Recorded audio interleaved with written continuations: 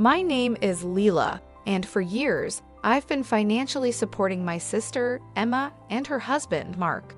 It all started when they lost their jobs and were struggling to make ends meet. At first, I didn't mind helping them out, but as time went on, their demands grew more and more frequent. "Look, Leela," Emma would say, "you don't have children or a husband to support. It's not like you need all that money for yourself." Mark chimed in, "Yeah, we're family. Family helps each other out, right?" I reluctantly agreed, and soon enough, I found myself paying for their rent, bills, and even their vacations. They never seemed to feel guilty about taking advantage of me, always justifying it with the fact that I didn't have a family of my own. One day, I unexpectedly lost my job. I was devastated and scared, unsure of how I would support myself. I swallowed my pride and turned to Emma and Mark, hoping they would return the favor and help me in my time of need. "Emma, Mark, I've lost my job. I really need some help to get by until I find something new," I said, my voice shaking. Emma exchanged a glance with Mark before responding, "Leela, I don't know what you're talking about. We never took any money from you." Mark agreed, "Yeah, we've always managed on our own. Besides, we're barely getting by ourselves." I couldn't believe what I was hearing.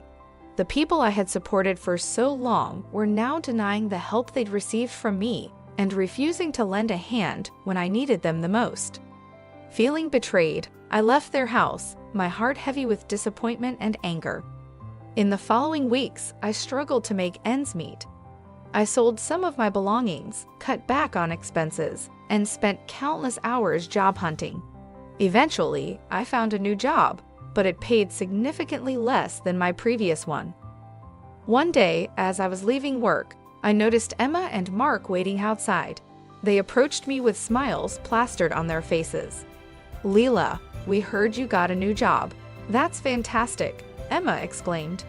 Mark added, "Yeah, we were thinking it's time for a family vacation, and we could really use your help to make it happen." I felt my blood boil.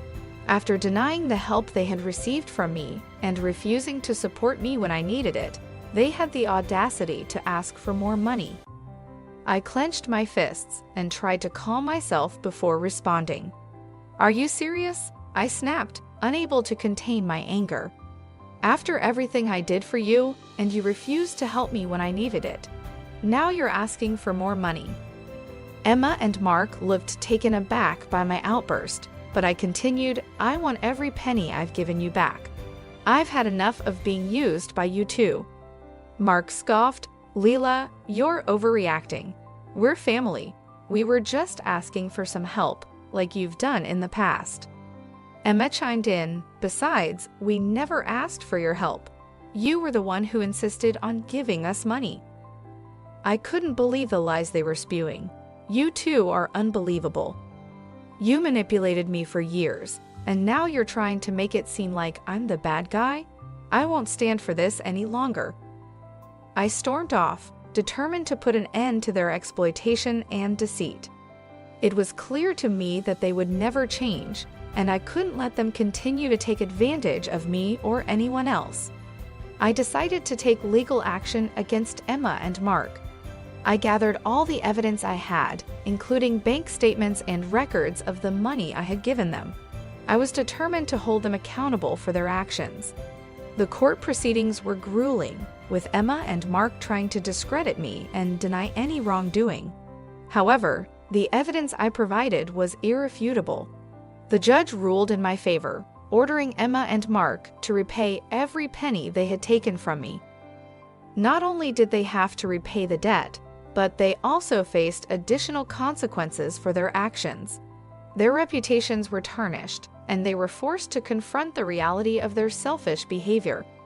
As for me, I felt a sense of relief and justice. I had stood up for myself and put an end to their exploitation. I knew it would take time to heal from the emotional wounds they had inflicted, but I felt stronger for having faced them head-on.